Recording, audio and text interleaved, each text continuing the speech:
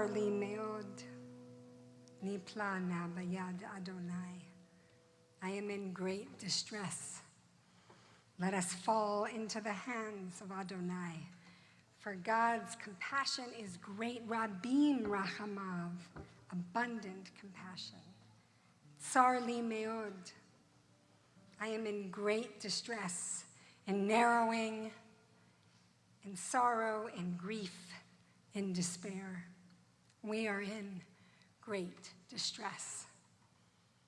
We say this verse every day as a part of our everyday prayers, in our morning prayers, our weekday prayers in the Tachanun section, where we lay our heads down on our arms and we pour out our souls.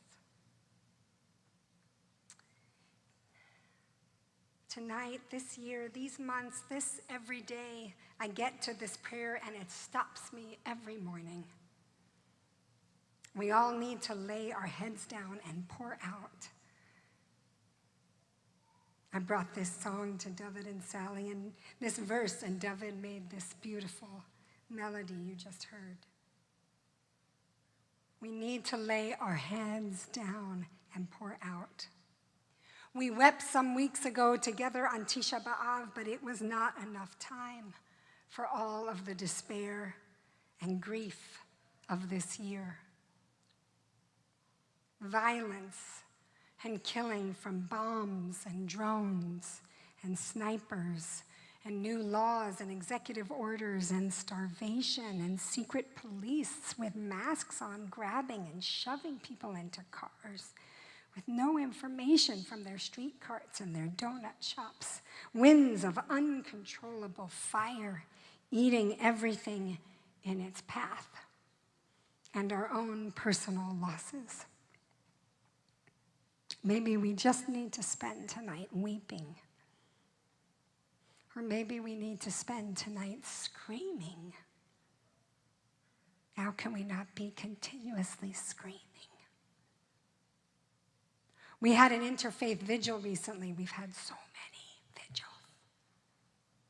And in this one, we did a procession around the Immigration Detention Center.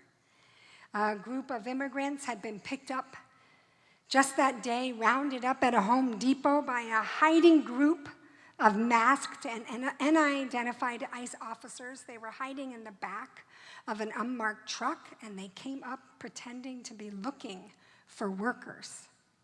And when workers came over, they opened the back of the truck, and out came the ICE agents along with an embedded journalist to celebrate what they were doing, to celebrate cruelty. On that day, we followed down to the detention center, and we surrounded the building. We did a ritual where we walked around the building. It was a walls of Jericho around the building, the detention center and the immigration courts. A ritual of praying and screaming, holding faith that the walls, as they did in Jericho, with the blasts of the shofar and the screaming of the people, would come down, that the walls would come down. I watched as we did this ritual, as each round people screamed together, and I saw on everybody's bodies how much people needed to be screaming. So much to pour out. We prayed, we screamed, and then we were silent. And then we walked again and did it again and again as we circled the building. Tonight, on this holy day, we slow down and we can fall, Bayad Adonai. Inside of this despair, we can lay our head down and we can weep and we can scream and we can be silent. We will be praying together and know that you can cry and be silent at any time. And if you want a place to scream, we could also figure that out for you. There was an impulse, I thought about having us all scream, but I came to awareness that for some people that would be way too much sensory information. So out of kindness to that, this is an invitation that if you would like somebody on the Nefesh staff to find a place for you to scream in this building, we can do that. It is also a reminder to myself from this place where I am, in my terrain of grief and despair where I am walking. I have these words to share with you tonight from this place of grief. And I may be able to speak these words, or I may need to weep or be silent. A wise woman shared with me recently that a grieving soul knows what it needs. And in these past months, after the sudden loss of my mother, a teacher, a mentor, a friend to so many of you here, and so many across this county and Aotearoa, New Zealand, and India, and beyond. In this path of grief, I have found that allowing, not fighting or resisting it, but falling into its hands, surrendering into Yad Adonai, it brings me where it is leading. It is a practice of trust, of bitachon, of trust in grief. A trust in our ancients who have walked these paths of grief and who crafted sacred containers for the mourner in the first year. Shiva, the first 7 days, the community coming to the home to care for the mourners and pray and share stories and eat food. The restrictions on mourners of what we need to not do. The teachings to those offering condolences on the importance of silence and letting the mourners take the lead in what they would like to say. Shloshim, the month mark, the study of the Mishnah, a gathering to mark that month, and then the everyday chanting of the Kaddish prayer and daily prayer all throughout the year. The Kaddish prayer requires a minyan, at least 10 people to recite the prayer. And in this year we say the Kaddish not alone. We say it with community. Say it every day in community, and that is an adventure on some days. We have the yard site at the year marker, and we have a special Yizkor service on Yom Kippur, Sukkot, and Passover to mark deaths that have happened in any year, every year. This will happen tomorrow. It is a trust in these structures and containers of grief held in community. It is also a trust that I feel in those who have walked their own paths of grief and have shared with me over the years, and share with me now the wisdom you have scraped from the pain, from the everything of it, trusting the grief as it turns and changes and lays me out and opens me wider to the despair. The despair and the beauty and the awe of right here and right here and right here. A dear one said to me the other day, "Where are you? It's hard to find you."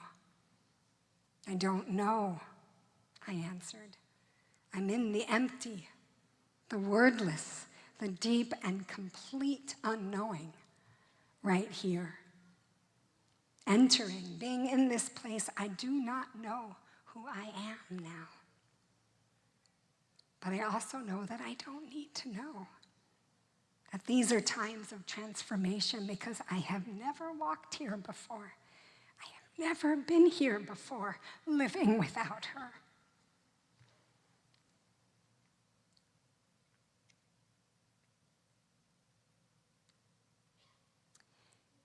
In these moments of big change, which I feel we are in, as a collective, as a people, we do not yet know who we are in this new place.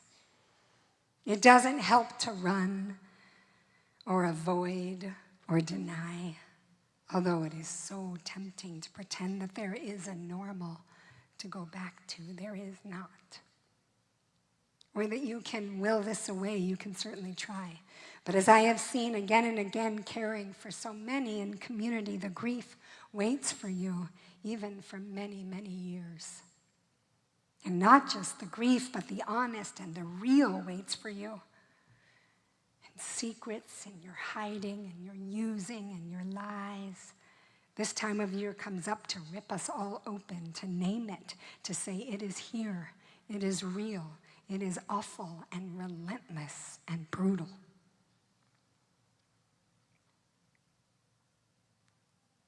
In the earth around us, when organisms find themselves under distress, in times of peril and danger, they come together to create a refuge so that they can survive. It is called a refugia. In a refugia, diverse species come together right where they are to care for each other. They protect each other. And there are, thank God, lots of different kinds of refugia. Disturbance refugia operate on relatively short time scales. When there's a disturbance, such as a flood or a fire, they are areas that are disturbed less severely or less frequently than the surrounding landscape. These are areas more sheltered from fire and drought and wind and insect and disease and avalanche and flood.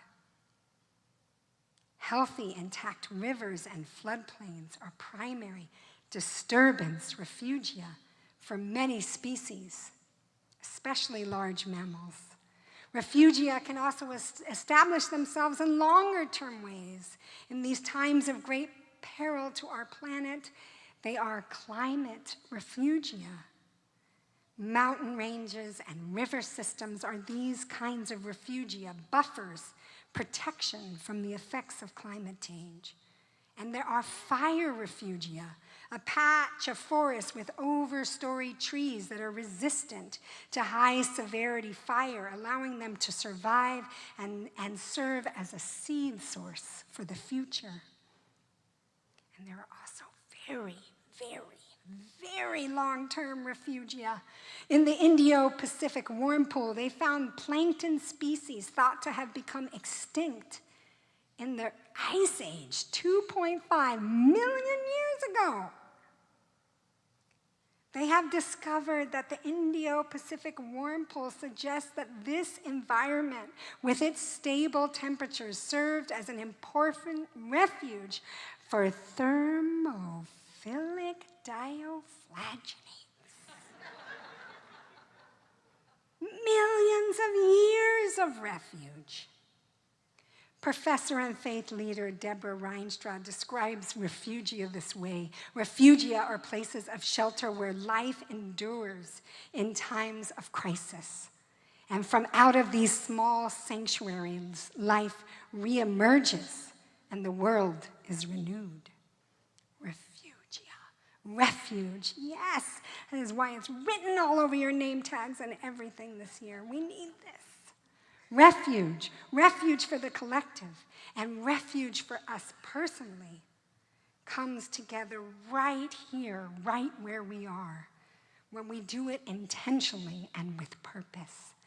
Tomorrow I will speak about how we can do this collectively, create refuge and sanctuary. And tonight we can think about how we create refuge personally for each other.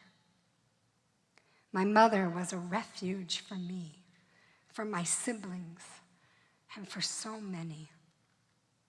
It was her life's work to create refuge for parents and teachers and social workers and everyone involved in the life of a child. She created a refuge where they could enter for support and care for themselves in the service of creating refuge, an active, alive landscape of nonviolence for those they cared for. Refugia and the earth are created in low-resourced places in times of danger. My mother lived in those conditions, in a childhood and adolescence and young adulthood filled with trauma and more trauma. Over time, with devoted, purposeful healing and community, she became a refuge. And she devoted herself for many, many years to coming together with others in community to create refuge. This was her life's work. And recently I realized that this is a way I could describe my life's work, learning from her to create refugia for humans. I realized that a big part of my trusting grief, trusting this grief right here and falling and surrendering into it, is that I trust my mom. I trust our relationship and the refuge she made and we made that continues on beyond her death. Her pathway to creating refuge was a gorgeous, committed, often so challenging path of growing and healing in her life for many years. All of that deep healing commitment led to this incredible woman who could be a refuge for so many, who was a refuge for us, who was a refuge for me. She was an embodiment of tikkun, of repair, and tshuva, return, honest repair of harm, that is the focus of this season and this day, and an always continuous focus in our tradition. Her path of healing gave those who caused her great harm in her early life a space of compassion and transparency and forgiveness, not condoning, not excusing or denying, still needing to heal over time, but a place that recognized also their pain and trauma as she spoke her honest truths. There is a teaching in the Midrash about tshuva that shares that tshuva changes the past. This teaching opened to me the possibility of how that might be true. The events of the past, of course, remain the same, but our experience of them and their impact on our lives in the present and what is possible in the future are transformed when we repair harm personally and collectively. The future is transformed. Many of you have come asking me about doing tshuva with someone who is no longer alive. The teachings of our tradition tell us that even when someone dies, we can repair harm. We can speak aloud and take responsibility at their graveside, honest accounting of what happened with that care. Many people also come to share with me about your longing to receive tshuva, to receive repair of harm from someone who has died or someone who is still alive but is likely never going to give it to you. In the last couple of weeks, as we continue to go through my mom's papers, I found a legal pad where she wrote 3 letters from those to her, from those people who had hurt her to her. She wrote them in their voice, speaking honest words of repair that they had never done. One was from her dad, which she wrote in her dad's voice, and of course it was filled with such empathy and clear honesty, and it was so moving to read. I felt closer to her and to my grandfather, who died years before I was born. It's not the same as doing it with the person who died, but it is possible, and it does impact you. It's not the same with hoping and wishing for the person who's alive to do it with you, but it is transformational and impactful. It makes more room in our insides. It makes more refuge for ourselves inside of ourselves, and it makes more refuge for those we love. She made this room inside of herself. She told me once, I want to make sure that you and your brother and sister feel like you are inside of my heart, not nearby or close or at a distance, as she had felt in her life, but right here inside. And I did. We did, because of her growing and her transforming and her healing. This was her art of living. She also openly invited honesty from those around her, and especially from us kids, about where we needed her to do repair in our relationship. With her willing to revisit the past, acknowledge where she was at that time, what that must have been like for us, and offer creative, thoughtful repair. And even when we were not bringing something up, she spent her time in active reflection and shared thoughts and repair for things that we may not yet have uncovered we needed. She was actively healing and growing, reflecting and creating deep refuge in her heart for those she loved, and helping others to do the same for their children and families, breaking cycles of generational trauma and violence. It is so moving when I'm at the grocery store or at a protest or at the Dodger game, and someone comes over and says, "Can I please tell you about what your mom gave me and my family? About how your mom transformed my family, my classroom, my life." She did this as one who had put in this difficult, intentional, sometimes really joyful healing work. As the poet Andrea Gibson wrote, "This is what the pain made of you. An open, open road, an avalanche of feel it all." Now I lean deep into her refuge as I grieve her. It is so painful. It is so heart-wrenching, this missing, this longing, this grief.